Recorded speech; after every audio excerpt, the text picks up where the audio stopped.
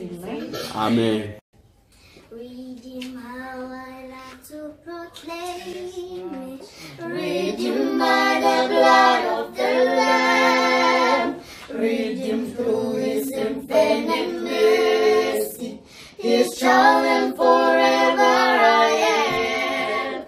Redeem, redeem, redeem by the blood of the Lamb. Redeem, redeem, His child and forever I am. Redeemed and so happy in Jesus. No language my rapture can tell. I know that the light of His presence with me will continually dwell. Redeem, redeem, redeem by the blood of the Lamb.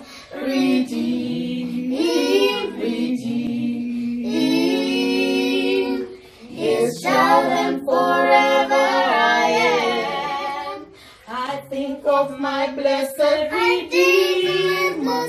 I think of Him all the day long. I sing for I cannot be silent. His love is the theme of my song.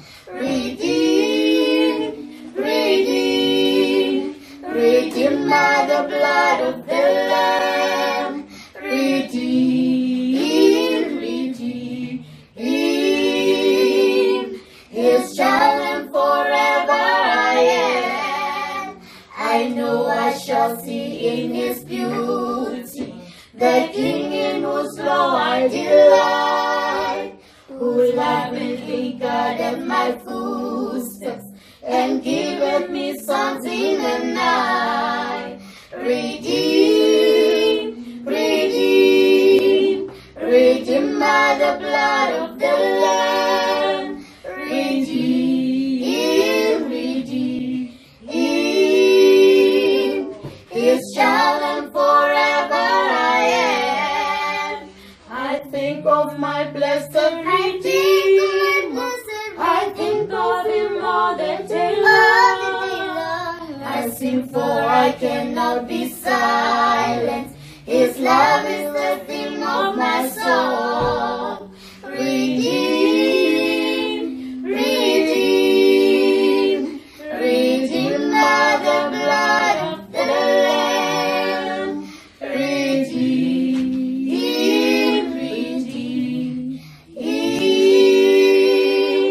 His child and forever I am. Amen. Let's read in the book of Ephesians. Let's read in the book of 2 Peter. 2 Peter chapter 1. Peter wa buka ya bobedi ya Peter. Kgaolo tsa pele. Modimo o tla dira ha botse. Amen. So 2 Peter chapter 1. 2 Peter chapter 1, from verse 3, verse 4. Verse 3 and verse 4, more 2 Peter chapter 1. So let me just go to the Sutu version. The file. The 2 Peter chapter 1. So verse 3, verse 4. Just using my Sutu version, English version. Alright, you are never got to live on a Modimo. Kimata Arawe, Madame Dimo Arishio Cachoche, Di Sharobo Pilon, Leborapiding, Cabo Zvayena, Erbidicio Caleta or Larawe, Le Cabo Qualaviarawe. Each on that Arfile would Kulificho, Cachona, Chabot Ruri, the Chateco El Holo, or Cachona, Retere Amaneli, say Namudimo Alevo, Sona. Amen. So, the book of Ezekiel in the Old Testament, and then so Ezekiel 36. Then This is something that you know very well. Ezekiel 36, from verse 26 to verse 27. Amen. You are not going to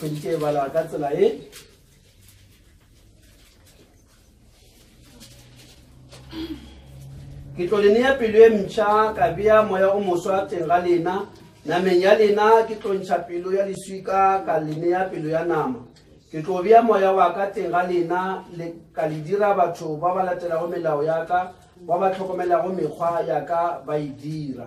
Amen. God bless you, bana ba modimo. Take your seats. Amen.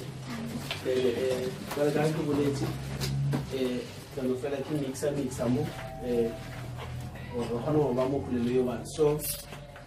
God bless you, saints. We are going to take our subject from the book of Ezekiel, where we have read, and then, like I've already said, we've got a challenge on the other side. Some people decided to sing louder when we have to read the word. Amen. But it's all under control. So, because of the audience we have today, I'll just mix the languages. Amen. So, divine nature, the divine nature. Amen. Amen.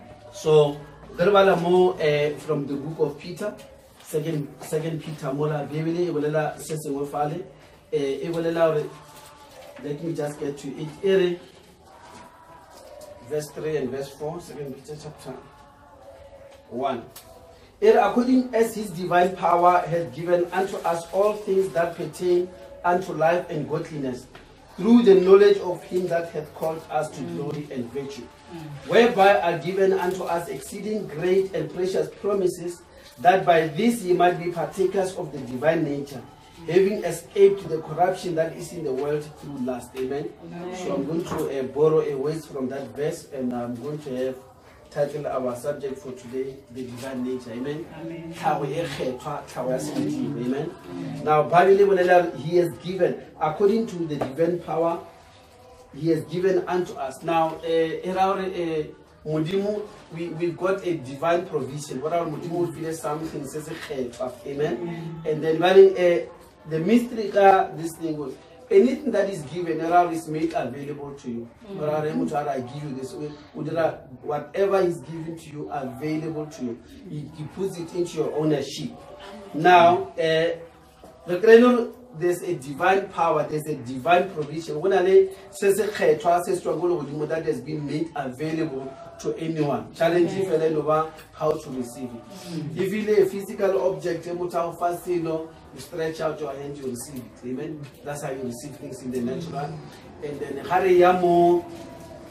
things like knowledge, we give you knowledge. You have to open your mind and receive it. And then from there, put it to use. That's how you receive it. We have to have something in us. Accept this divine thing that has been given. After you are going to look for it. God has already given it to you. Amen. So, these things that pertain to, he has given us the divine power, and in that divine power there is everything that pertains to life and godliness. Amen. Now, and then verse 11, through the knowledge of him that has called us, and he has called us to glory and virtue. So there is a calling.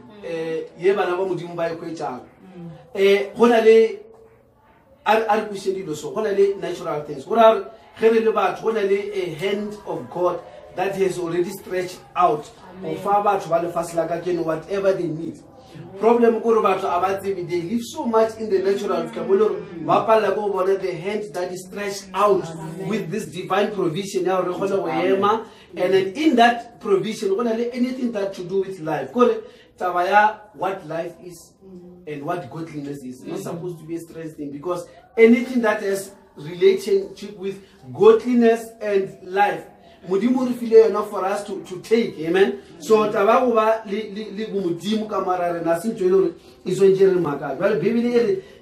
these things really Jesus Christ, who has who has called us to glory and to virtue. Now I want to start there with our subject, the divine nature. Now, in the beginning,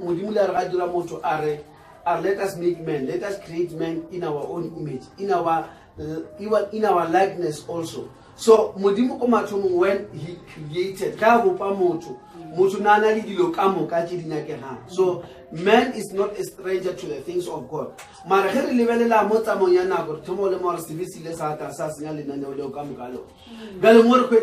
Promises now we are called again to be partakers of the divine nature. Amen.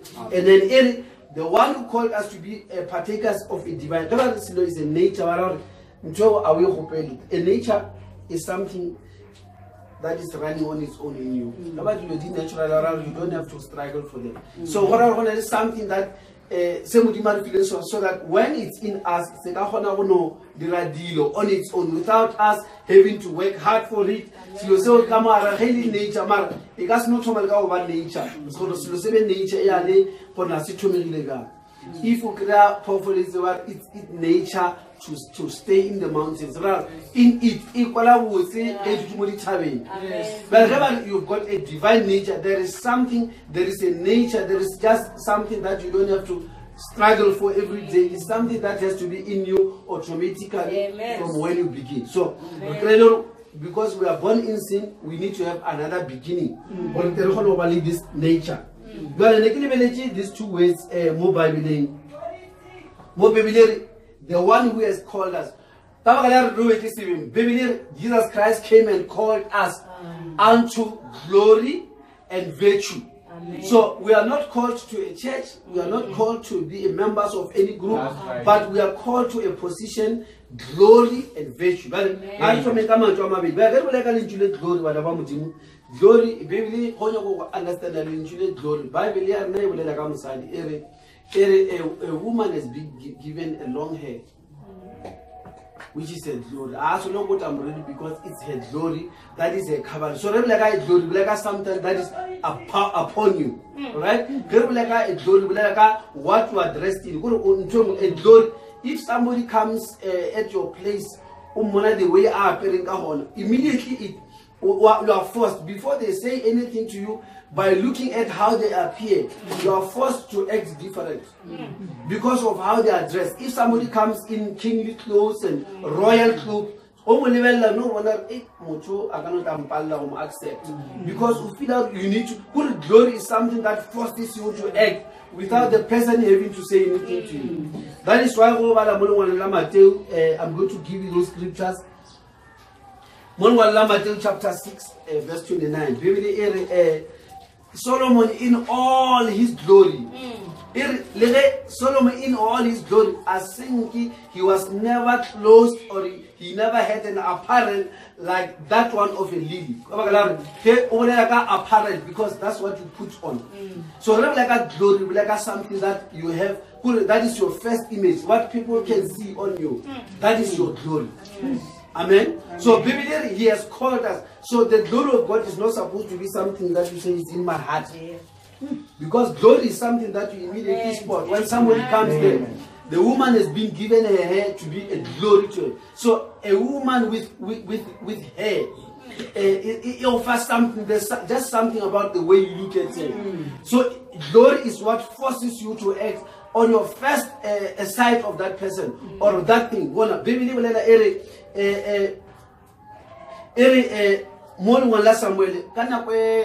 they were in a battle against, I think it was against the Philistines. The battle was so fierce that the ark of the Lord was captured. First Samuel. One of the wives, the sons of Eli, the priest, she was pregnant. When she heard that Israel lost in the battle, the ark was taken and her husband died, and also her father-in-law, which was Eli the priest. She cried out and she gave birth. She was immediately she went into labor pains, and when she gave birth, she called her son's name Ichabod. But the interpretation of the glory of Israel has departed. Amen. Something that was protecting Israel has left. So your glory is your protection. So when you come, so glory, like I'm saying in the natural, when somebody comes out and they're dressed smart or they're dressed in royal clothes, you are forced. They don't have to tell you anything. You look at them and you know what you must act. Now the Bible says He has called us to glory. There is something that we have to be like. There is something when you appear, the devil has to know that there's someone. He is forced to act without you saying anything. That is why Jesus Christ did not have the glory. But him spiritually, he was the glory of the unseen God. So he had a spiritual glory on him. So the devil knew him when he saw him. That's why in the sea of Galilee, that man, Christ, have you already come to torment us? He didn't say anything, but something about him forced them to comment. So we are called to glory and to virtue. Amen. So when you are called to glory, it means it's something that you put on you. That's right. Because in the beginning, Genesis, they were naturally, they didn't have any clothes. Yeah. They were naked. But the day we realized when he came asking the garden, or Adam, where are you? They said, no, we are hiding. He said, why? Because we saw ourselves naked.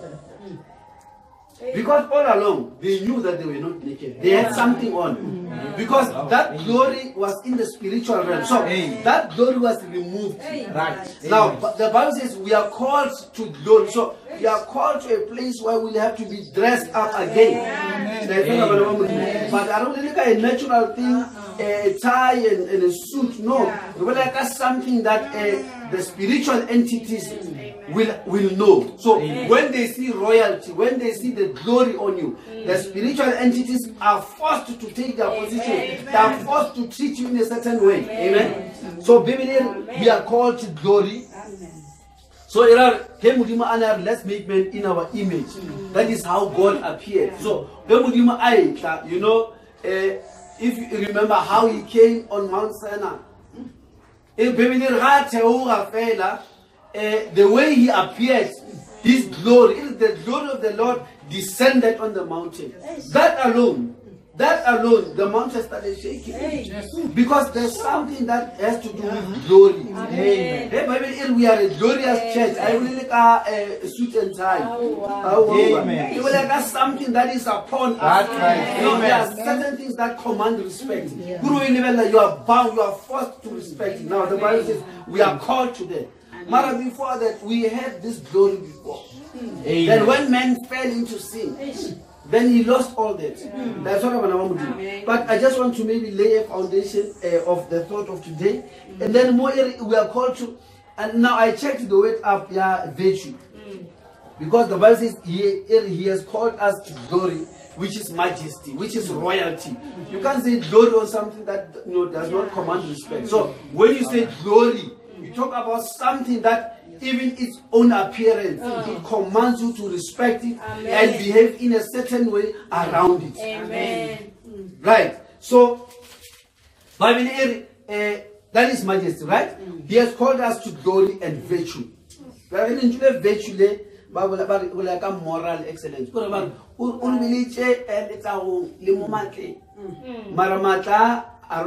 Power in virtue. In the English version, without virtue. Now, virtue in the dictionary definition, moral excellence. Now, moral is got something to do with the goodness and the badness of a human character. So, when you talk about virtue, we talk about the quality of your character. Good virtue, everything is got its own character. Virtue. When like a moral excellence, virtue as far as a human being. So when there is a certain power that is only defined on a human being. So when God called us to virtue, and virtue is the character. Character and the collective qualities or characteristics that distinguish a person. You've got so many things that are built in there. A collective quality This quality, that quality, that's what makes a character. A character is not just one thing. Just because you are humble, you've got a good character. No, there are other things that you. So it's a collection of qualities. When God designed a man, when God created a man, he had layers and layers of design. So Mutu is not just one thing. That is why Christianity is not an easy thing. And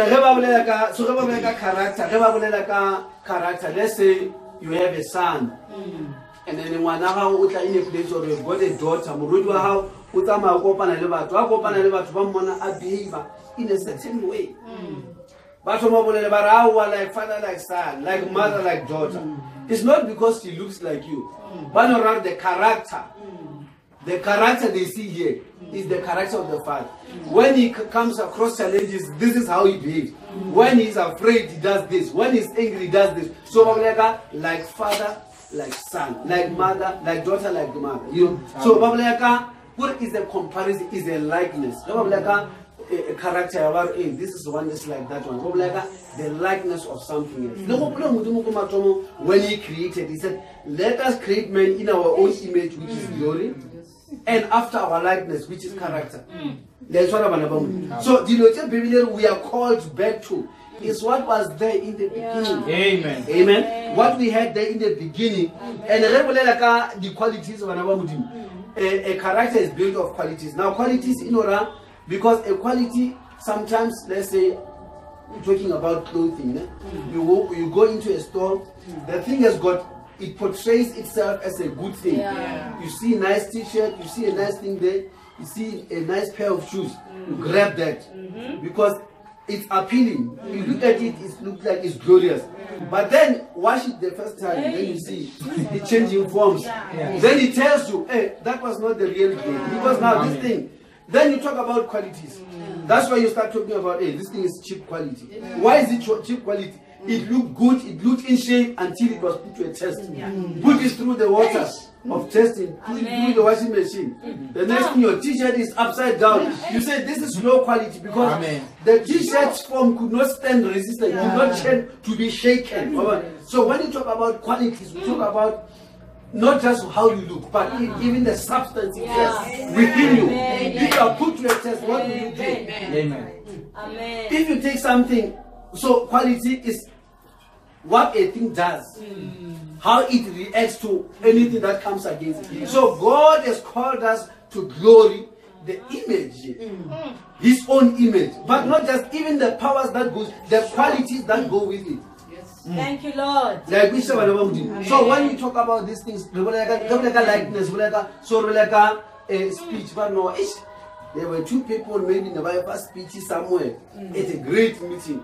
But no, the minister also quality speaking as is not quality because it did not have, it did not portray him. He's sitting in the position of a minister of education, but when he speaks, language it doesn't sound, it's not convincing.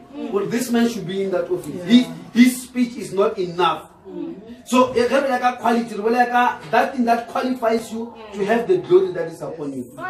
But if you are a Christian, you can't just be a Christian because you carry a Bible. When other people are not carrying their Bibles.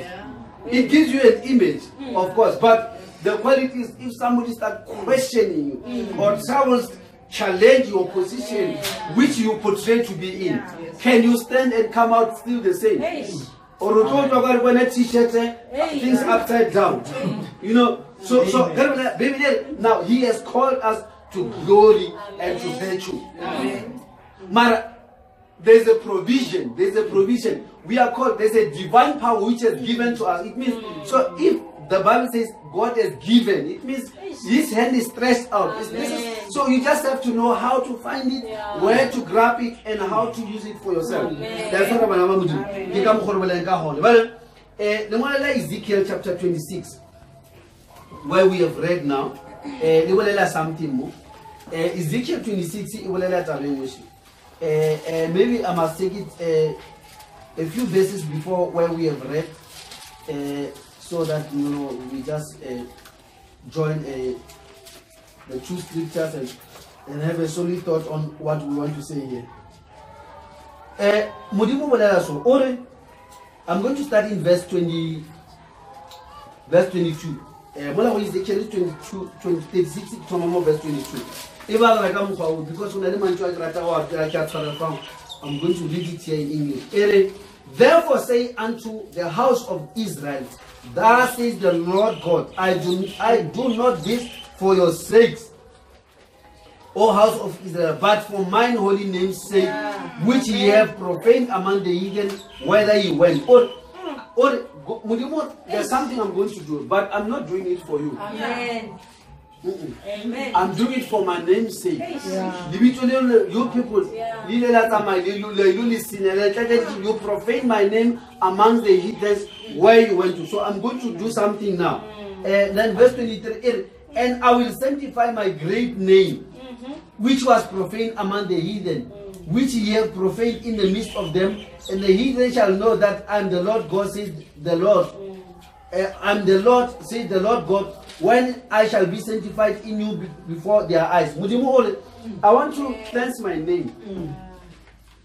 How was the name defiled or profaned, or is because of you people? Because there's a relationship between God and people.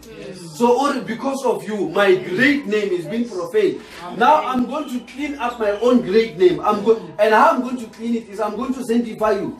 So that when the heathens look at you, they can respect my name. Because there's a relationship between God and man. So because man was created in the image and the likeness of God. So when man falls, it says something about God. So Mudimu, to clean up his great name, I'm going to clean you. Amen. To clean my own name, I'm going to clean you. And firstly, I'm going to clean you so that the people where my name has been defiled or profaned, they can see you clean, they can see you sanctified, and then they will respect me. Because when as believers, our position in the great economy of God. That's why you have to be partakers of the divine nature. Because God cannot allow it that, and nothing happening to you, nothing happening about you. Is now profane. Because you are not in your position. So I'm going to clean up my great name, and how I'm going to do it, I'm going to sanctify you before the heathen, so that when they see you, they see my greatness on you and they can respect me. That's what I'm going to do. Now this is how he's going to do it. Verse 24. For I will take you from among the heathen and gather you out of all countries and bring you into your own land. The first thing is he calls for a separation. I'm going to take you out from among the heathen. That's how God cleans his own name. Hallelujah. Amen. He separates these people about their own place. Israel was a natural church. Right now we have a spiritual church. Israel was a natural nation. You could easily go to the records to check out who is an Israelite if you wanted to. All the 12 sons of Jacob, who is Israel. Now with us is different, because you can't go to maybe to the Shona people and say I'm tracing that, because there are other people that are not part of that. You can't go to the Pedi people, you can't go to the Tswana people. It's a spiritual gene. So Mudimu, firstly, when he cleanses his name, he calls people out of the heathens. So Jesus Christ, I'm praying for them so that you take them out of the world. Not that they must be out of the planet Earth. No, they must not just be part of the life, the ways of these people. So, Rena, God is calling us out of the heathens. But the process here is God is cleansing or is sanctifying his own name. And God will never stop. Amen. Because or I am God and I share my door with no man. So if he shares no glory with a man, yet he says he has called you to glory. So what does that make you?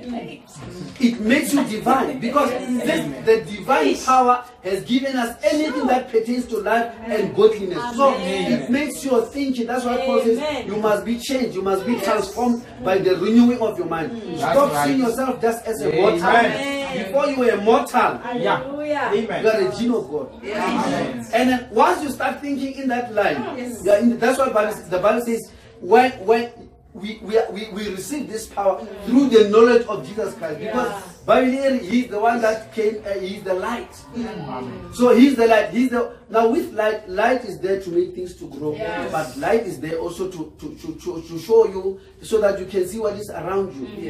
You can appreciate what is around you. So if Jesus Christ is the light of men, so there are so many things that are around a man that man needs to see and appreciate and use them.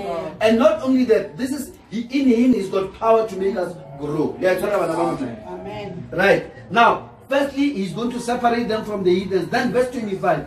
Then will I sprinkle clean water upon you, and ye shall be clean from all your filthiness, and from your idols will I cleanse you. A new heart also will I give you, and a new spirit will I put within you, and I will take away the stony heart out of your flesh, and I will give you a heart of flesh, and I will put my spirit within you and cause you to walk in my statutes, and ye shall keep my judgments and do them. Right. Firstly, I need to separate you. After I separate you, I'm going to give you a new heart, and then also a new spirit, and take out a stony heart. So, Prophet Brother Branham, in the message, Impersonation of Christianity, that's where I got the inspiration for this message. Brother Branham, now, Ezekiel in his days, when he was here on earth, God took him to a place, because since the fall, since they fell into sin, man was so low down. Sin brought a condition over the heart of man, or they had a stony heart. So the fall, sin in a man makes their heart to be like stone. With a stone, you can't make it grow. So, because of the condition of the heart, the Holy Spirit could not come into that human being. But God wanted to show Ezekiel something. So he says God took Ezekiel, because Ezekiel was a prophet. God took him high up in the spirit. Now we start realizing that there are other places beyond where we are, where things that are in this life are controlled from. God took him out. In this creation, how he puts it in simple. There are different levels. They are into the spiritual realms, but the divine nature is the very life of God. But into that life, when you go out of this body, the first thing is a prophet is a special person, and God takes that, and God likens his prophets to eagles. An eagle is the bird that can fly the highest. That's right. So ability to go higher than all the other birds is in an eagle. And when it is up there, it can see far out, further than any other bird. So God takes a prophet and takes him high. But where is this place? Where? Because a prophet, when we say is high, really is somewhere. Because when he comes from that height to our human level, he starts telling them what he saw in that place. Beyond our earthly plans and everything, there are levels. And somewhere in another level, that's where God is and is operating there. So now this place is higher than the joy of the saints. Because when the saints are happy, God is higher than the clapping of the hands. Because if you find people bored, or if you start off in a church service, you start there, but when you start singing, you can feel that your spirit is lifted up somewhere. And at some point, if you do it right, you feel so you're unified. You feel like you are one unit, singing together, having the same aspirations. You are like connected somewhere in a realm. But the purpose is, these are the levels. When the Spirit of God comes and anoints them, and it takes them into a place where they even understand what they are singing about. But when a prophet comes, God takes that man higher than all those things into a place alone. And when brings him into that level, he opens up his eye. Then this man, he's looking and then he sees the word of God laid out there. And then that way, when a prophet is taken right high into another dimension, in that realm, the word of God is spread out in time. Amen. And when a prophet comes and says, "Thus says the Lord," does not mean God told him something fresh today. No, there's nothing that God is saying only today. If in our day, Brother Bram says, God did this, it's not that God was doing it then. No, that was long. Brother Branham holds that word before the beginning. God spoke it, and that word covers everything. Paul in the book of Hebrews says, He upholds all things by the power of His word. So the word of God spoke things and spread out. So time is under the control of the word of God. So a prophet, God takes him up in the spirit. He doesn't go up. God takes him up in the spirit and puts him in the place, right in that dimension. And from there, God opens his eyes. And then he sees time coming. He sees an event coming there. He looks at it, and then because in him, God has given him a knowledge, gift of knowledge. So he sees maybe what he sees there, he can interpret it as a parable. But he can see that this thing, as I'm looking at it, is not for now. This is almost next to where the world comes to end. So in the last days there shall be, because you can see that this thing in the process of time is sitting right at the end before God destroys the whole thing. So he says, in the last days there shall be this. In the last days. So in this scripture where we have read, the prophet says 800 years before Jesus Christ was born, God took a man up into that realm. Amen. And when that man got into that realm, God showed him that this is what I'm going to do.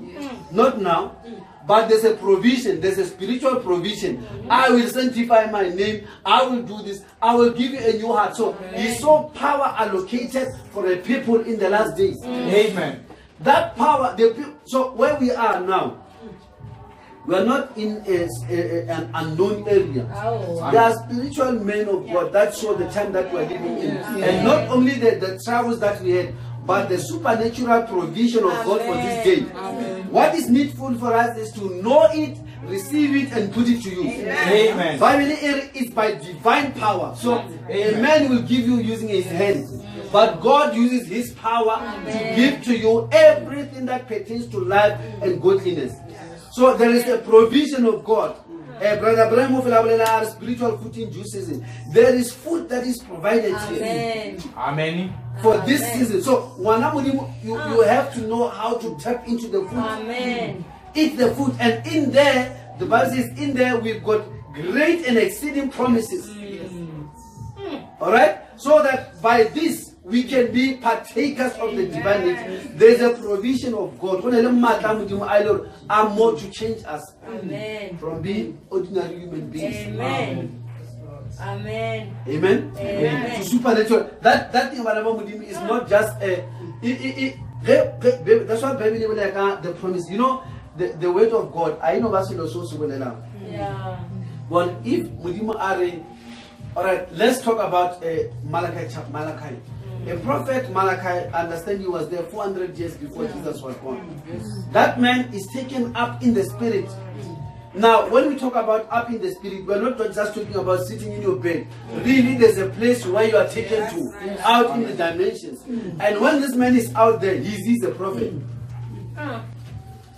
Or he looks and he sees the end of time. Yeah. And he sees that there's a day, that day is coming, and for the whole planet, it's going to burn like an oven. Hey.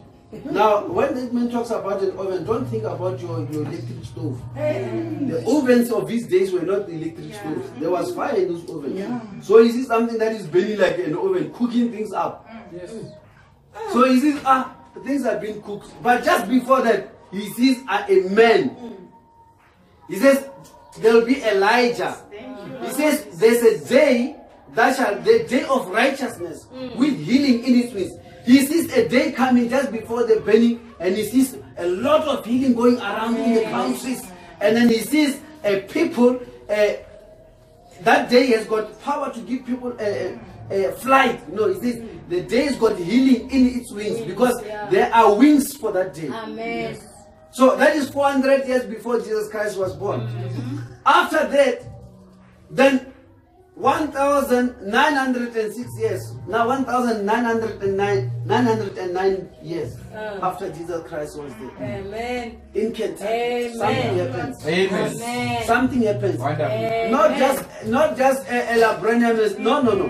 Something supernatural. Something that meant from more than 2,000 years ago. That's right. Something came up Amen. and went over a little cousin in Kentucky. And it moved over a little child. Because that thing that Malachi saw there, that thing was coming. Amen. So it was a provision. And when the time came, it did not just become just a statement of a great thing. That was a power that was able. So when a child, even before that man was born, the Bible, Brother Brian, when he defines the gift of prophecy, he says, for you to be a prophet, even how you are built, he says your conscious mind and your subconscious mind have to be so. Amen. So even when that man, before the pillar of fire appeared, when that man was formed in his mother, when God made it so special that that man was built in a certain way, and then when he was born, God came to confirm it. That was a provision then. Amen. Hallelujah. And because of that thing which came in 1909, and because of what Malachi saw, today we got a message. Amen. We wouldn't have known our brothers. Amen. I wouldn't have known all the people in Hammanskraal Kanana. There was no chance. There are so many people in my township where I come from. I don't know them. How did I skip all of them to come and know me? How did you skip everybody in your neighborhood to come and know me? It's a provision. We are there was a provision. So when you talk about the divine power that is given, it's not like there's power that is just waiting for somebody to receive it. Hallelujah. Right? So that provision that was made is what turned the whole world. Amen. Reading campaigns today, all this televangelism, we wouldn't have evangelism going on like this in this on this planet. It's because there was a gift and they're trying to copy, they're trying to mimic that gift. If it was not for that gift, no one would have had the slightest idea of what is possible. But God gave a power, and that power that came down and anointed a man with the gift of prophecy. That in the same scripture, the Bible says, behold, I sent to you, because there was a people also set ready to receive that that came from heaven. So when the power came down, there was already preparations, not only for that man, but he was sent to a people.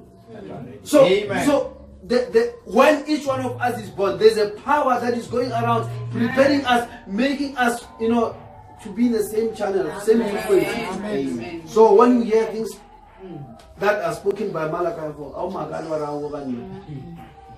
other people, they hear this, this is not right. You hear it first time. Even if you this thing is not going to happen. Hear it once. Amen. Something in you goes alive. This thing is speaking to me. Amen. You are trying to pull it because something. Now, I don't like the divine nature here. Now, Brother Brenham, so when this man Ezekiel went up in the spirit, he saw that weight spread out in time.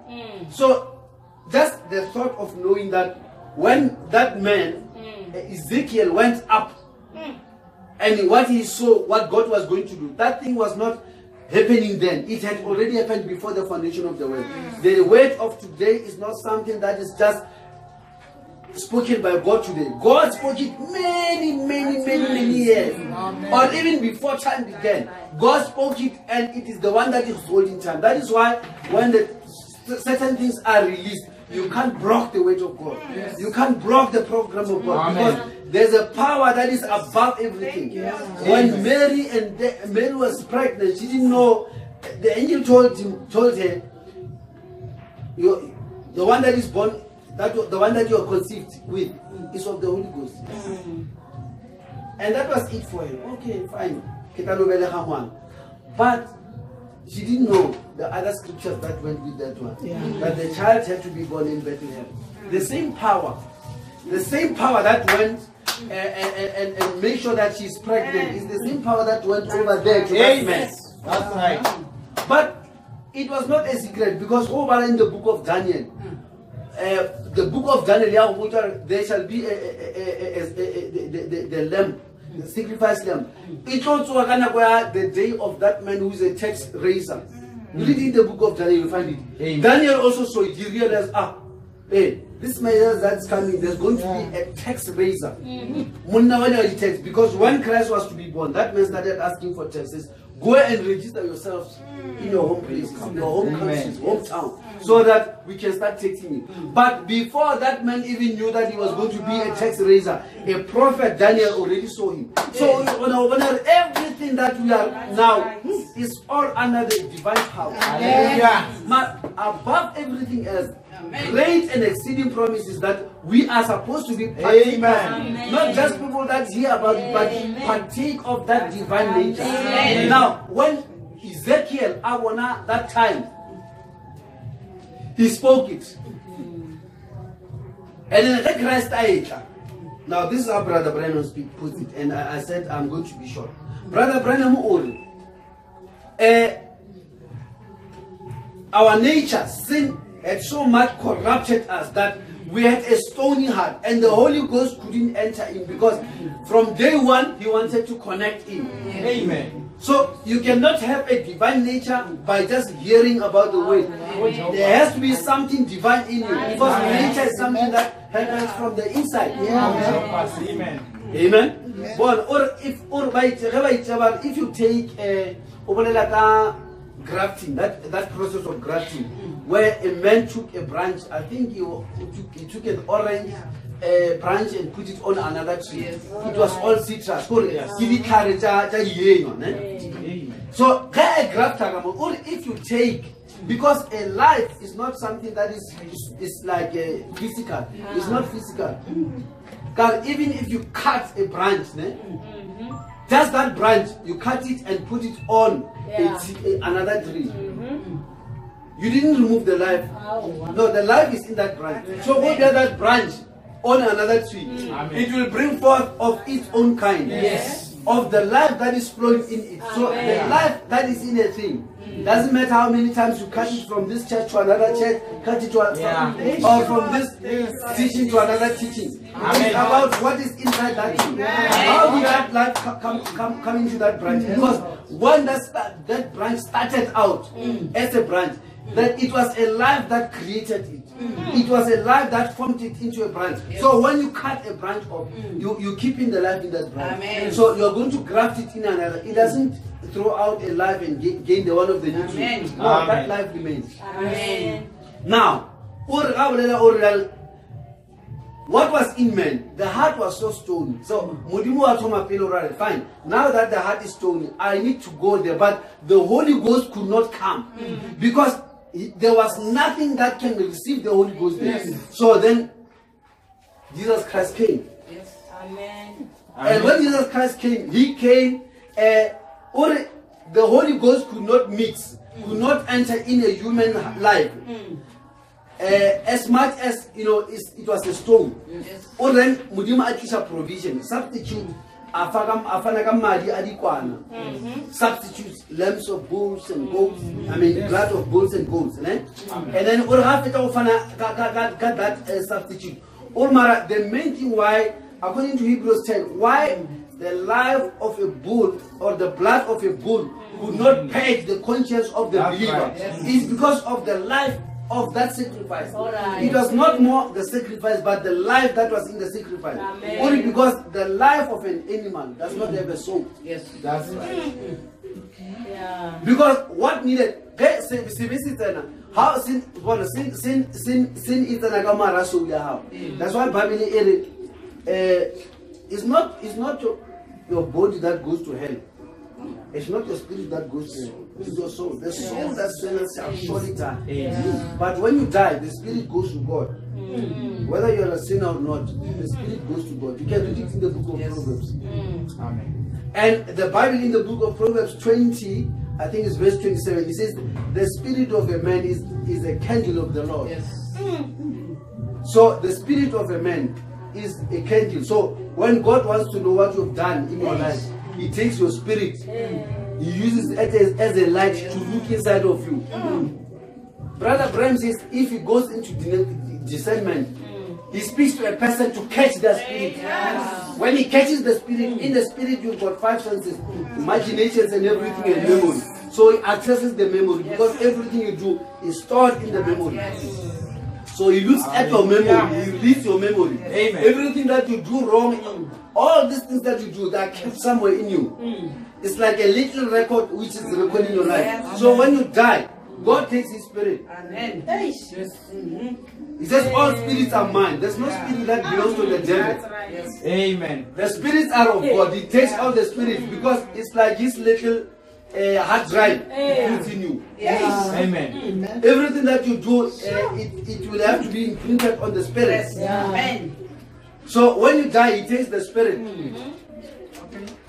But if sin goes into the soul, right? It passes the body, goes into the soul.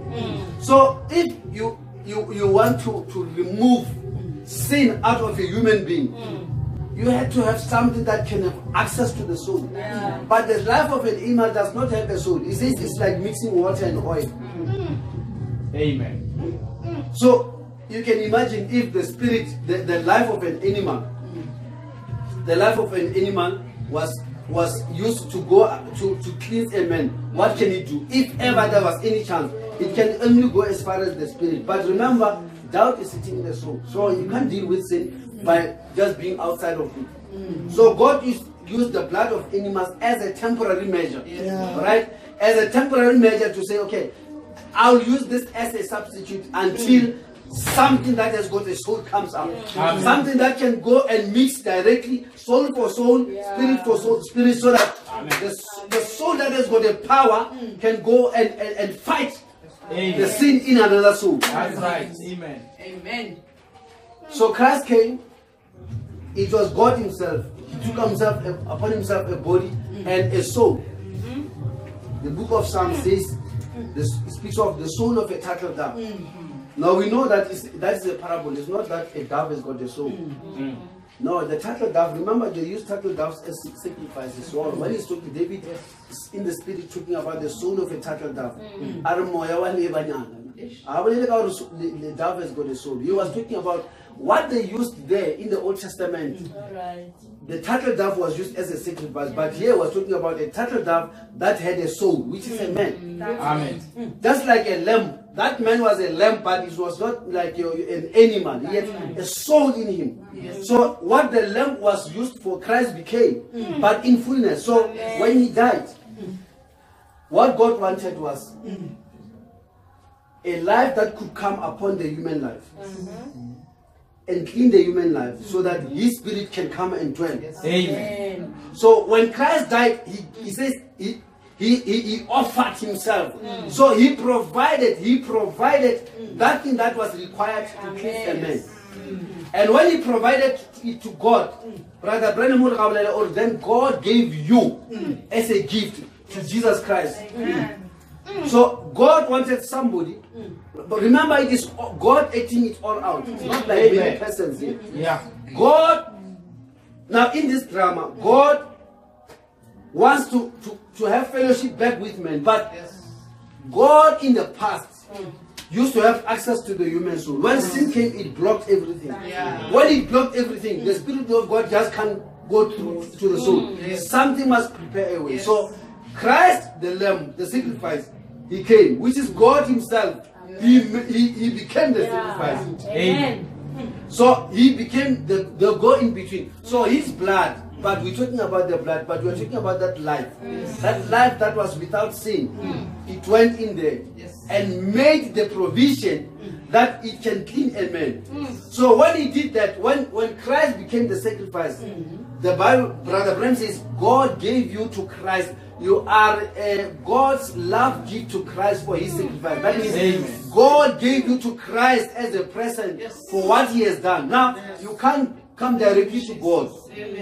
Because of what He has done, God has moved everything so that it can come to Him through Christ.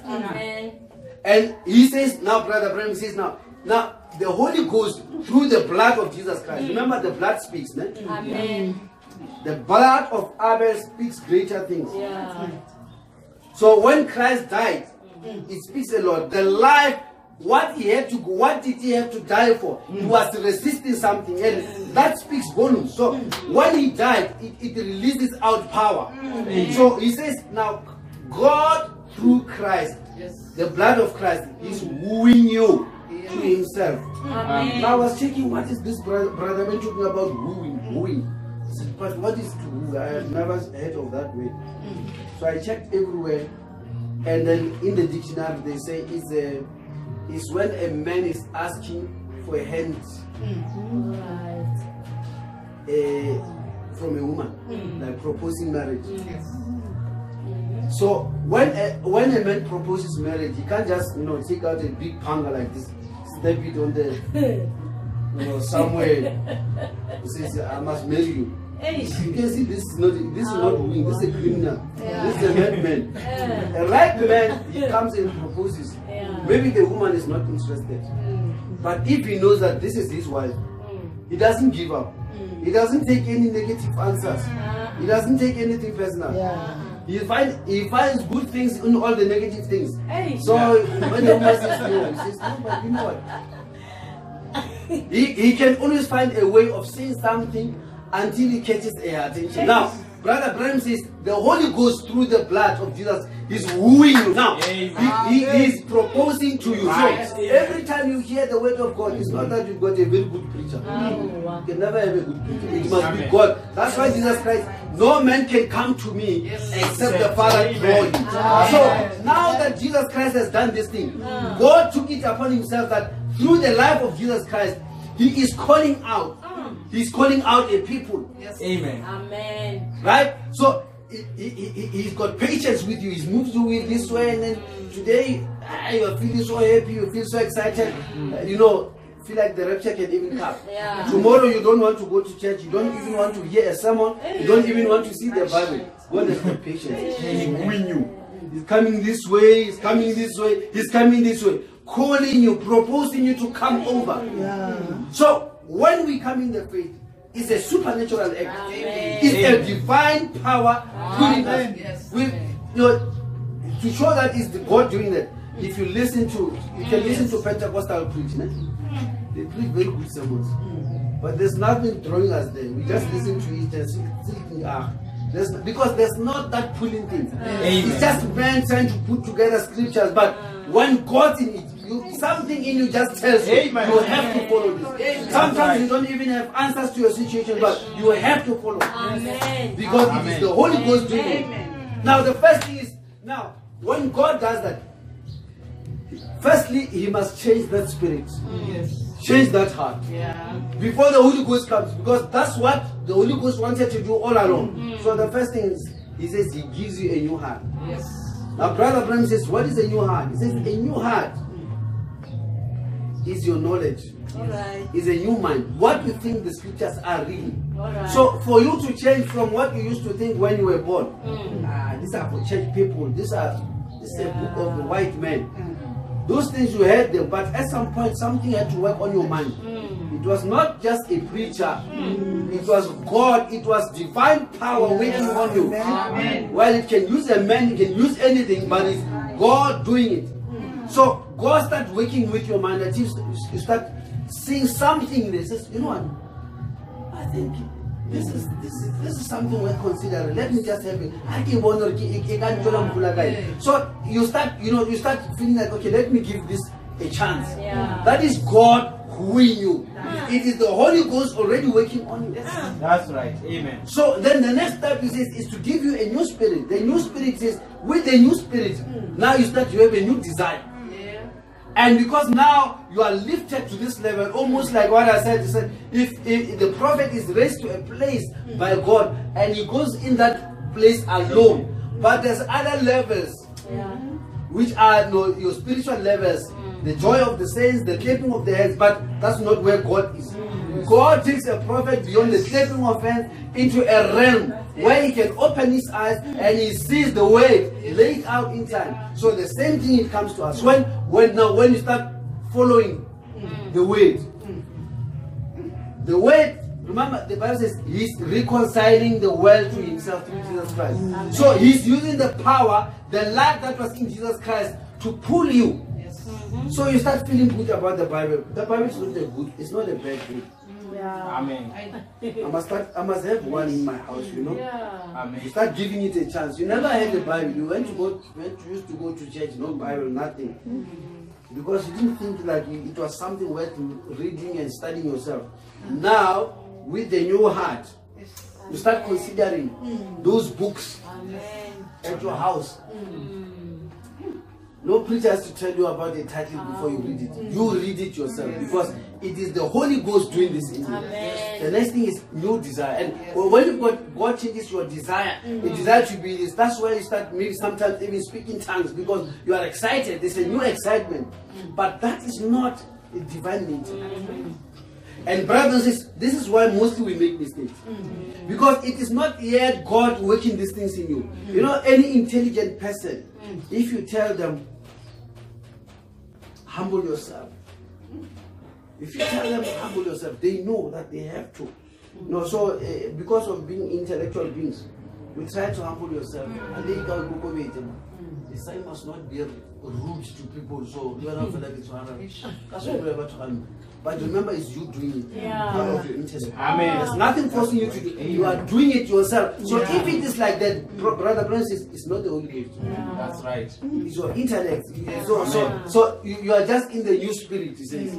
You are just in the new spirit because you know you are an intellectual being. So you are impersonating what the Holy Ghost should be doing. Because after a while, oh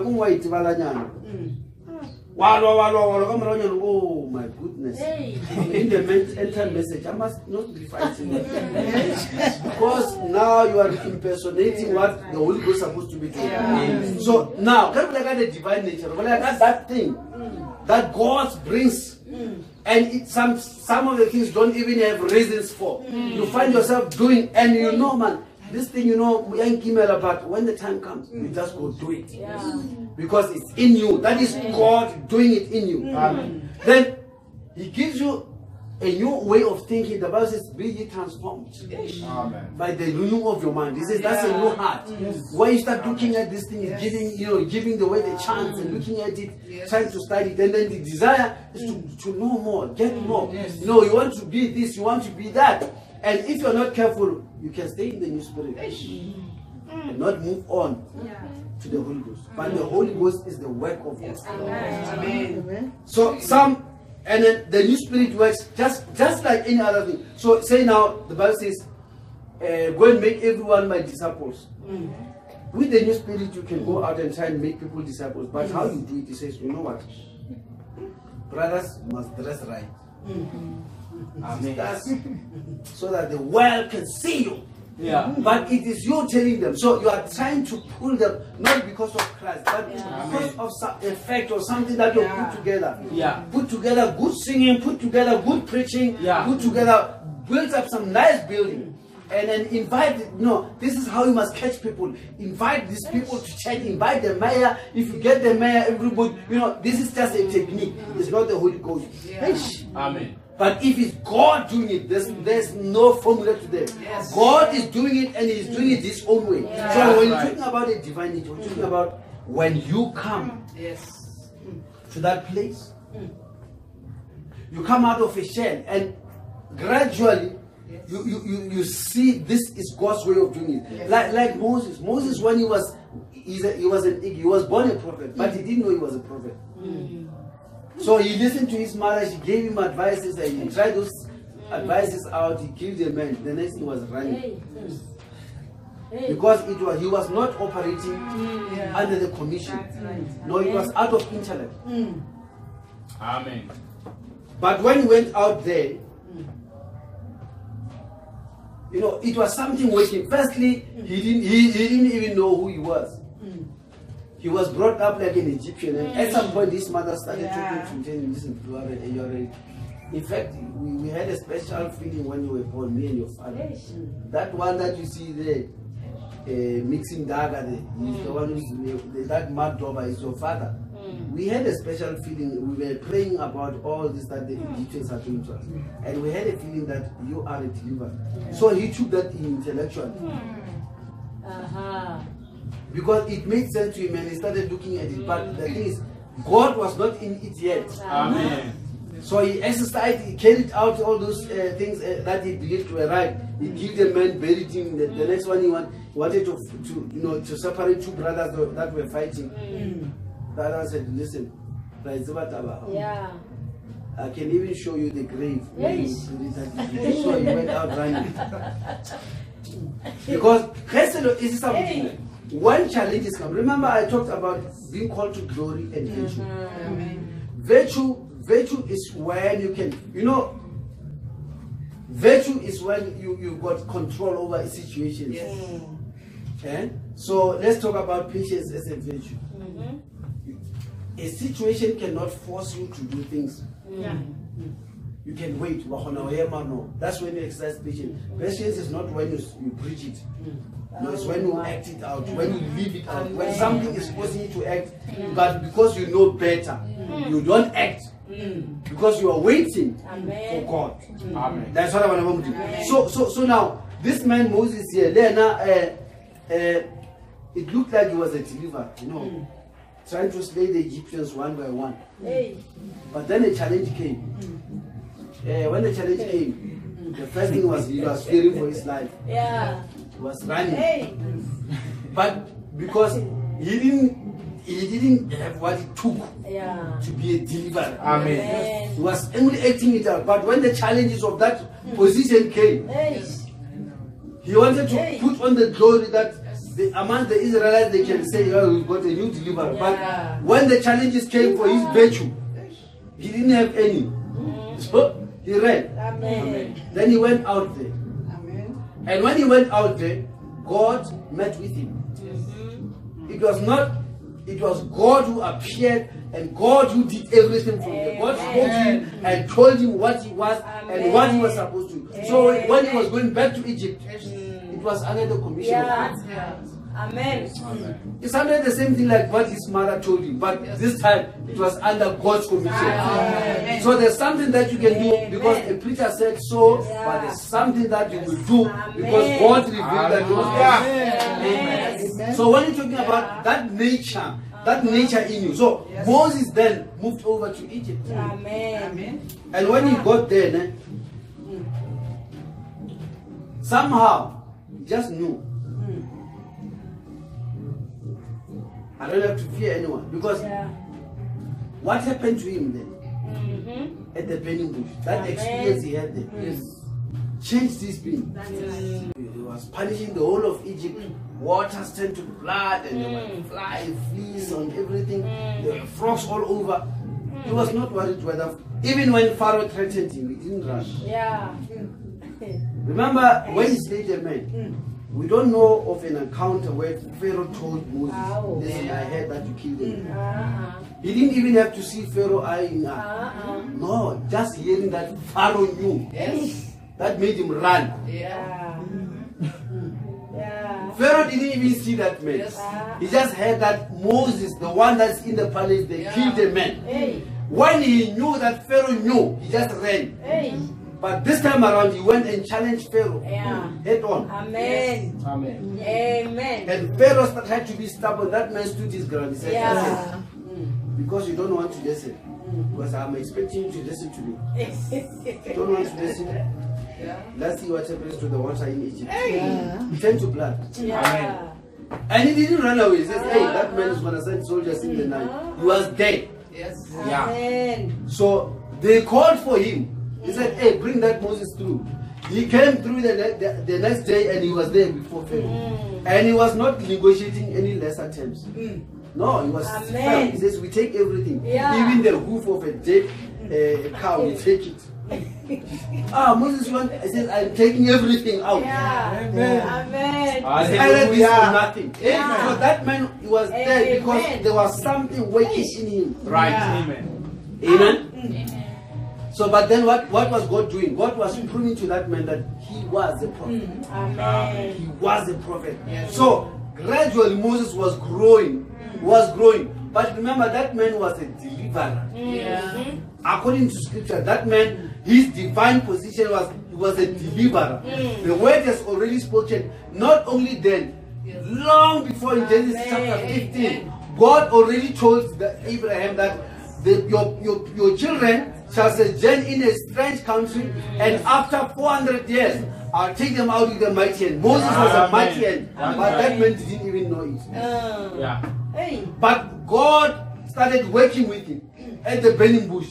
That's when God was pulling him, wooing him to be a deliverer, until that man fully realized who he was. Amen. And when the last day, Amen. when he saw all this, the power of God working, Amen. he told Pharaoh. Pharaoh said to him, you know what, Moses,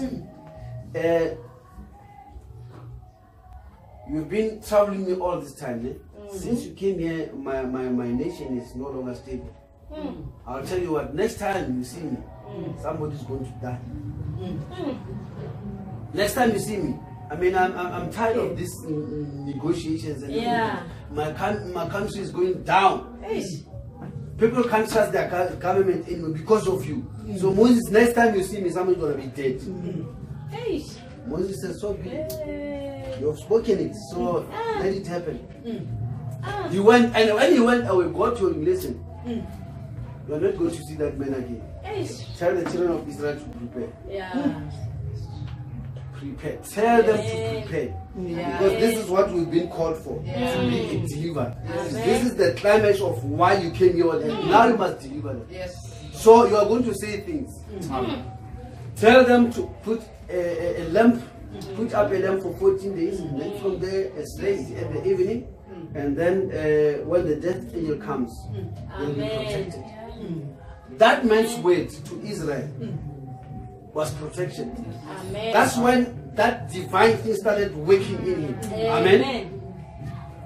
The Brother Branham talks about, you know what, I think I need to work it where I can close. Brother Branham is talking about that story of an eagle. We all know it. That there was an eagle that had a nest on someone's farm, and the farmer saw it, and he decided one day to take one of the eggs from the eagle's nest. So he did. Took an egg from the nest and put it under one of his chickens. So it hatched. But the nature in the mother eagle told that egg somewhere must have now hatched and is now a chick.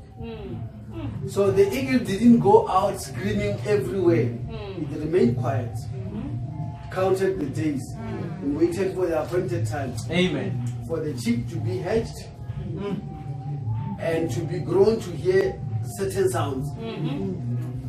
So we hear that the eagle chick was there amongst the chickens, eating from the same pile of worms and everything, scratching there, but something in it just told it. Amen.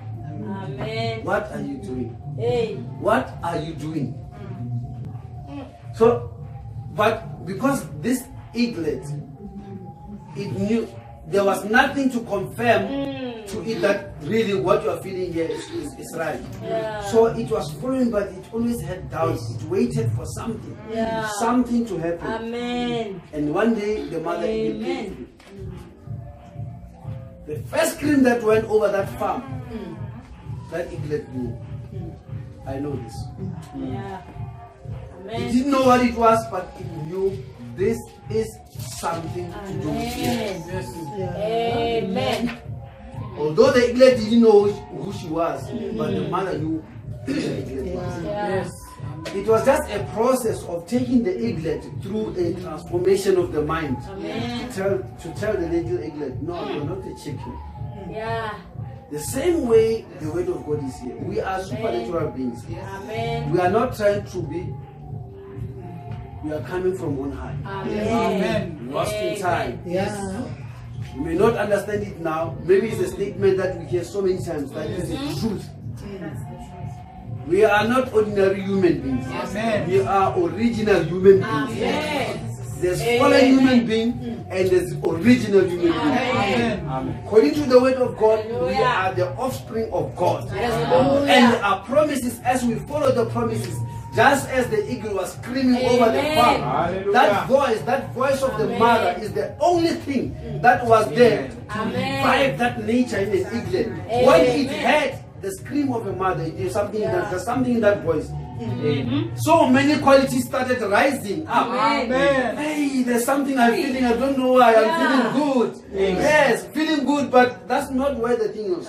The mother was not just screaming to make it feel good. Amen. In the chicken, that scream had to go deeper and deeper until it broke more doors to release the qualities, that those virtues, those qualities of flying out of that baby.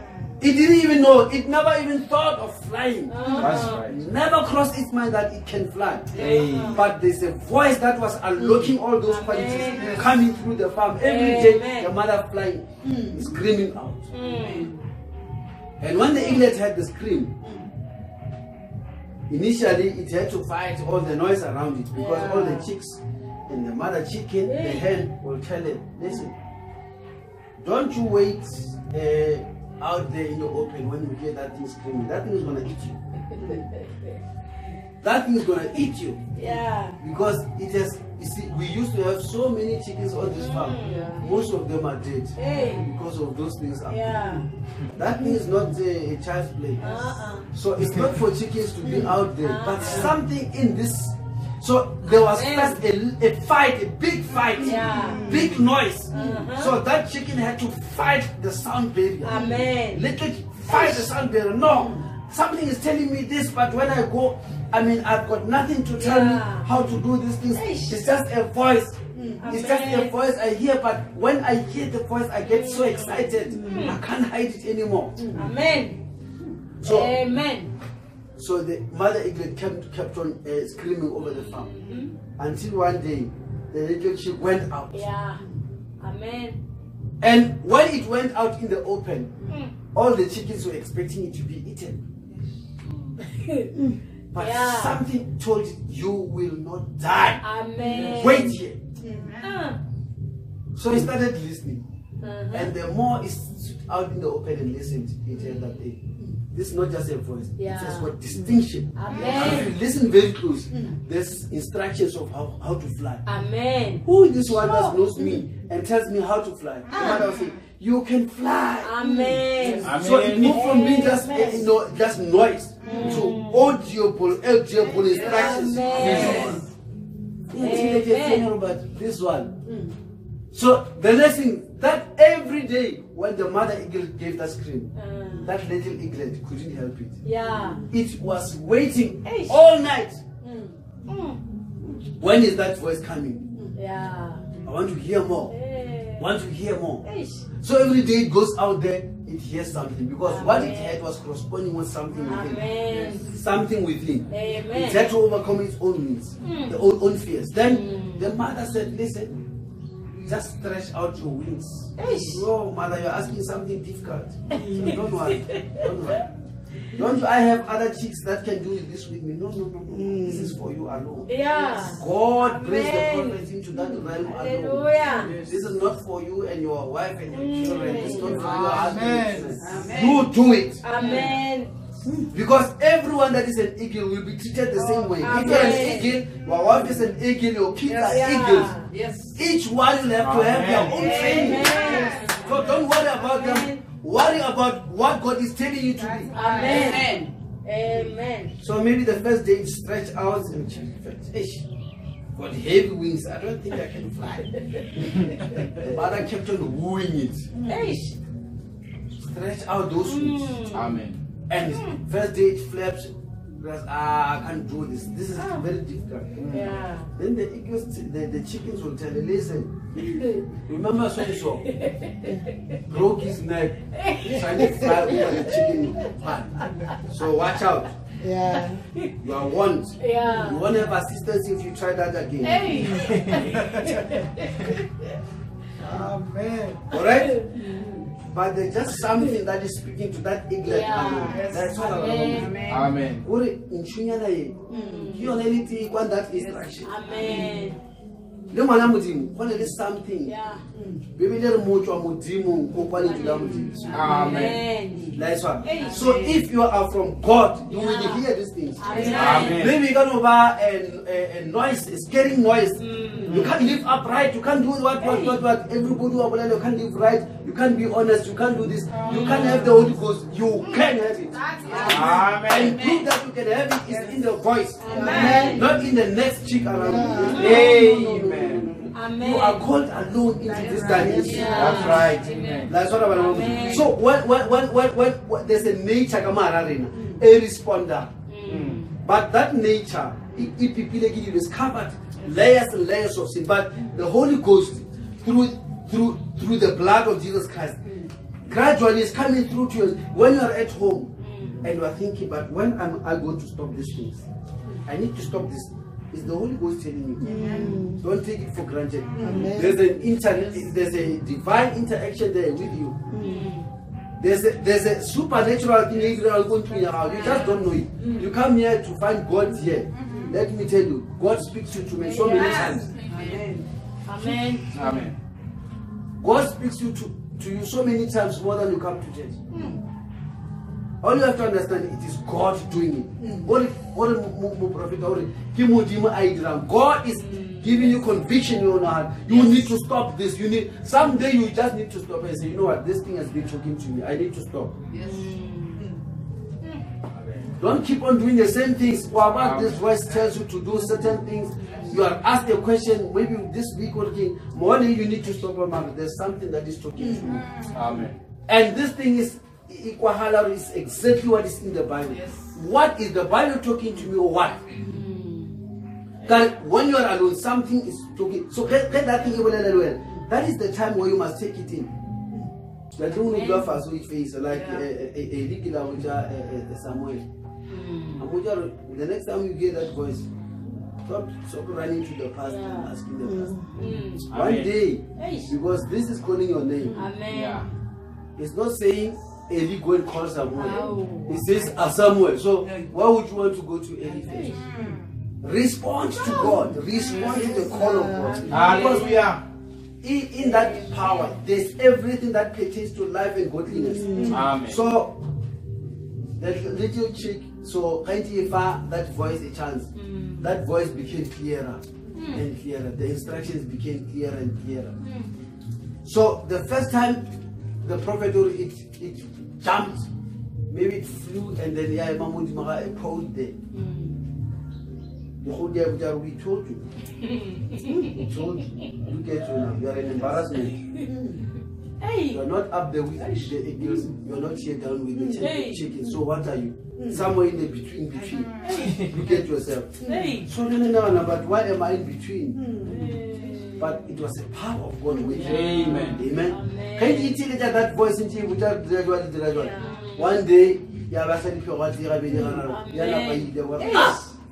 so the more in there, everything that pertains to you being a glorified being, you being a full son, a daughter of God, that thing is just a matter of time. You have to give God a chance. Because this voice can all these divine qualities. Hallelujah. Until one day you just flip once and then you're gone. Amen. Amen. So we have to understand. So Bible we are called. But please don't stop at something. You know why the Bible Hebrews I'm done. Those old sacrifices, the blood of bulls and goats could not purge the conscience of the karma or the worshipper. Because there's still conscience of sin even after that sacrifice. Because why is there? Because you are so designed that your conscience is aware of what has happened and what has not happened. So the blood of a goat and the blood of a bull could not clean the inside, and the conscience knew that. So the done by sacrifice. to the priest, to the nation, he has done it, but the conscience tells him, listen, it's not happened. Because the conscience is there to tell you, it knows what has happened in you. And the conscience is part of the spirit, which does not belong to anyone but belongs to God. When you die, it goes to God. So that conscience, you have to stand against your own conscience. Amen. I've been telling you all along. You are going to a message church, you are not changing. I've been telling you, the conscience is going to be against you. Amen. That is God's unit, it's not your own. It will tell you, I've been telling you to be honest. I've been telling you all along. That's what I was there for. So the Bible, the conscience, they are still conscious of their sins. Because really the blood didn't do much. But when the Holy Ghost comes, it cleanses you. The rest will cleanse everything, even your spirit, your everything in the spirit. The Bible says, the spirit, our spirit bears witness with the spirit of God. That's right. So your spirit, that thing that is the light of God, that it tells you now. Now you are clean. Now you are right. Your conscience is there, your reasoning, your imagining, your affections, they tell you the things that you desire. That's part of your spirit. It tells you, right. It's now that part has been done. Now we can ask anything from God because there's nothing standing in the way. So when you process you have to clean up. The divine nature, where you break away from all these limitations. Amen. Because for a little eaglet to be running around in the yard when all the other chicks are hiding, just to be in the open, it's not an eagle's place to be running around in a chicken yard. Amen. That's right. It must be up there. So for you to come out of the church when everybody is hiding and stand out there, I'm not afraid of this message. That's not what you were called out to. No, you're called to go out in the heights. High above, where no other bird can fly. Amen. Give the divine nature. Your nature is where. Nature is what you do because so there's a deep within you. So the message would be a wake up call. We are not just ordinary people. And the divine nature is not something that is very strange. How am I going to get there? How are you going to get there? Very little promises. For God, you promises. If we really later, we become partakers of a divine nature. And a divine nature, God must start operating in your life. But not because we're not it's because God does it Himself in you. So, let's close our eyes. Mudimu arena ramata ohle wala muhlodi wala godumuna no fast le mo mosaro wa tshitila di khone re gona go atse botse tsona le wale tsela ona bophelo mudimu aka le go bolella ka lona mo tshitila di khone go fata bana ba papa sa go le lentshile go re mudimu aka re ka ema khatlana le mekgwa ka moka ya lenaba like what the voice that comes from high le tsero mudimu aka ke lona le re bitsa mudimu aka go mudimu aka re ka khone ba se tshitile yona ba ba tso go ratile wa re dira re ba batse modimo ka o thoma khale re thuso papa re tlo bu bile boroko le go se dumela so se dira di khopela papa re le go ga le dumela di tsile le matla la morale le pushona Kristo Jesu rapela amen.